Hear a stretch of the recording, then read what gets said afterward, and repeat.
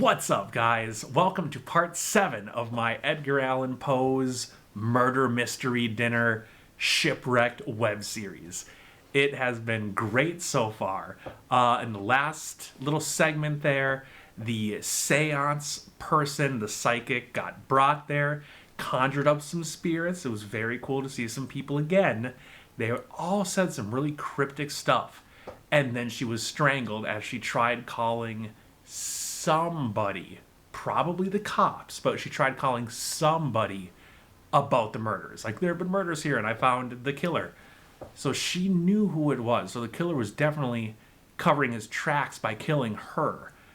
But the killer was also very tall, much at least 3 or 4 inches taller than the psychic. For her eyesight, for her to be looking up as much as she was when the killer strangled her. So yeah, the two people that it's most likely are the two people that I don't think it is. Poe and Hemingway. I don't think it's either of them. It's possible it's Lenore, but again, she's too short. It's possible it's Annabelle, but she's not tall enough. It's possible it's Oscar Wilde, not tall enough. It's gotta be a crew. It's gotta be a group of people doing this all together. I refuse to believe one person can be doing this. And Emily Dickinson is involved in some way. She's gotta be. She's either the hero or one of the killers. If there's a bunch of killers, though, I think she's gotta be the hero, because she just wouldn't be one of the group. Because she would want to stand out. Because that's the one thing she hasn't been able to do this entire web series. Oh my god, I don't know. But either way, let's go ahead and get into part 7. Before I do, though, remember, guys, if you're enjoying the content, please subscribe down below. It's incredibly easy to do, and it really helps these videos get seen by a lot more people, helps grow the channel, and I would really appreciate it. Otherwise, let's go ahead and get into part 7. Welcome, friend, to Edgar Allan Poe's murder mystery, invite-only casual dinner party / gala for friends potluck. Guys, this is Krishanti. Edgar, I'm terribly frightened. No, don't be. It's merely the ghosts of those murdered in the house over the last hour return to tell us which one of us is the murderer. I'm not a ghost. Wait, who is this? Beware. The killer is here, in the house. Okay, see? I don't know if you can see her eyes here. Let me try to move out of the way. She is looking up at such an angle. That killer has got to be at least a few inches taller than her. At least 3 or 4 inches. I don't know. Maybe I'm crazy, but that's what I'm thinking. All right, I just wanted to point that out. Let's go ahead and keep going.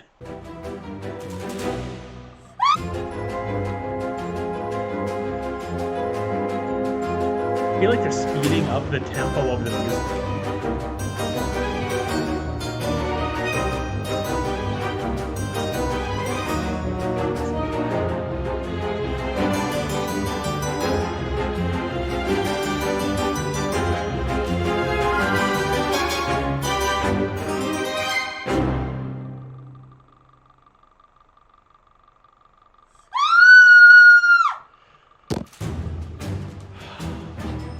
It's that hippie witch. It's that hippie witch. She's dead. Everyone, look around for clues. Oh, a weapon, anything.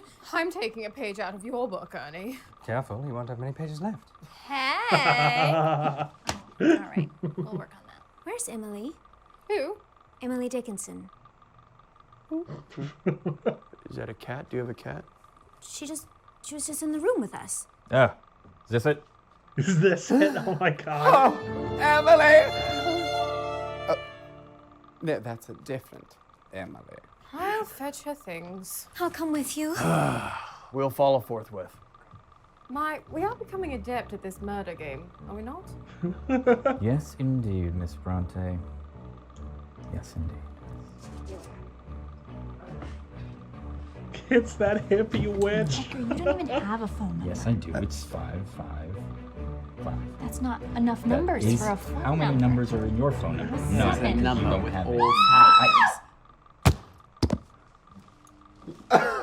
it. She's dead. Again. What?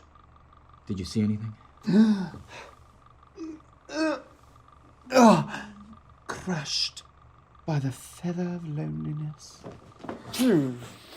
Emily. What, we leave for 1 second and a dead person gets re-murdered? Okay, we all left the study. Any one of us could have killed Miss Crescenty or Miss Dickinson. If I had to guess, Emily witnessed Crescenty's murder when she came to accompany her. Yeah, but who here had the motive to kill the Jingle Jangle Witch? Lenore, you have weird ghost powers, and she could never bring back your boyfriend. That's balderdash. I am the one who suggested seancing. Seancing's not a word. Seancing isn't a word. I suppose I had motive because Crescenty is responsible for bringing Lenore back to life and foisting her upon me.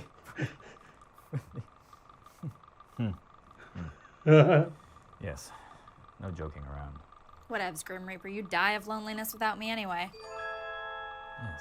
Oscar, what is it you just said about loneliness? Guys, I just said that Emily was crushed by the feather of loneliness. Oh.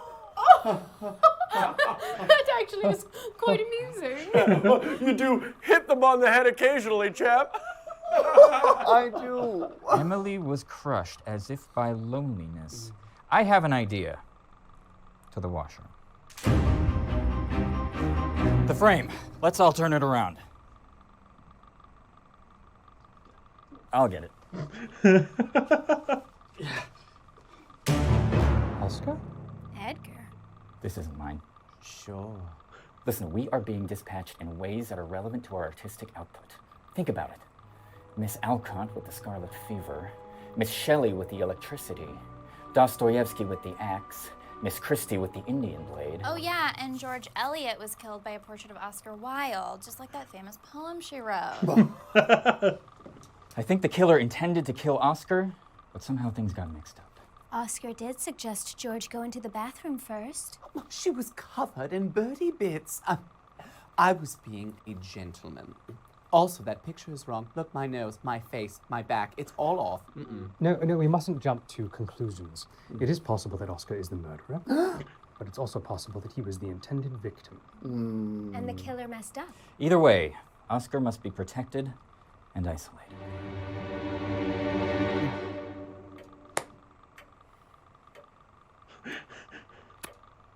Standing around silently and staring. Sounds like another Friday night at Edgar Allan Poe's house. If I may, I fear I may be of more use to the cause if I could continue my work around the house. I assure you, I am working on a system that will help us solve this mystery. Ooh. Is he? Well, there are a lot of wires, so I'd say that's promising. What if he's the murderer? I'll go with him again. But what if he murders you? I am already dead. Fine, Lenore, HG, please, hurry. We're running out of time. Or are we? We are, right? We are running out of time. I see where you're coming. Yes, we are running out of time. Look, I just can't stand here for the rest of the night, okay? You sound like you're itching to murder more people. Are we expecting anyone else? Not that I'm aware of. It's got to be the cops. Let's just leave it. Agreed. Pretend we're not home. Well, the lights are on. Or Stay whoever here. the hippie witch I'll called. take care of this. You guys were doing a hell of a job of staying in one place together. You guys are my favorite ones anyways. Oh my god, no. We are nearly finished. I don't get it. How do we see what's going on? We can't be behind every camera at once. My dear Lenore, you have hit on the final piece of the puzzle. I have brought you here to construct our final invention.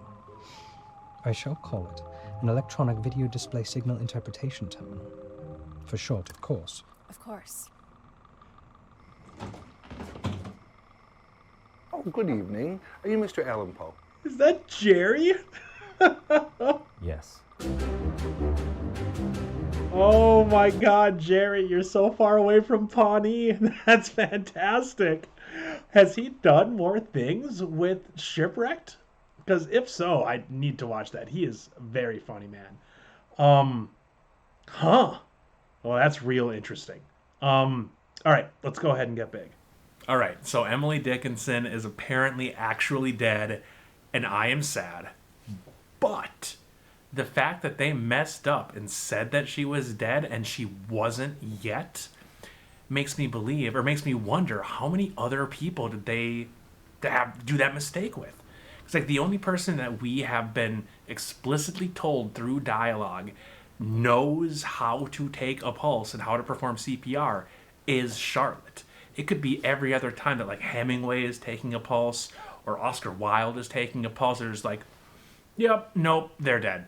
Like, so this is opening up a whole new realm of theories, though. Like, is it possible that somebody that they think is dead and that is down in that little room down there, the cellar, that they're actually alive and just like roaming around the house committing murder? But I have to ask, though, who brought a painting?